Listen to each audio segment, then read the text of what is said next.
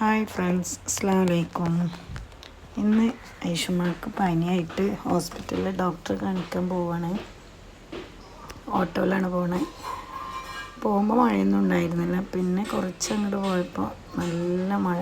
ആദ്യം ഫസ്റ്റ് നല്ല വെയിലായിരുന്നു, പിന്നെ അങ്ങോട്ട് തുടങ്ങി മഴ. നല്ല മഴയായിരുന്നു. ഓട്ടോയിലാണ് പോയിക്കൊണ്ടിരിക്കുന്നത്. അലനല്ലൂർ മാത്യൂസ് ഡോക്ടറെ കാണിക്കാൻ, അവളെ അവിടെയാണ് കാണിക്കാറ്. അപ്പോൾ അങ്ങനെ അവിടെ എത്തി, ടോക്കണൊക്കെ എടുത്തു. നല്ല തിരക്കുണ്ടായിരുന്നു അത്യാവശ്യം.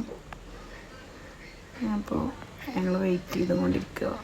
ഡോക്ടർ 39 ഞങ്ങളെ ടോക്കൺ നമ്പർ.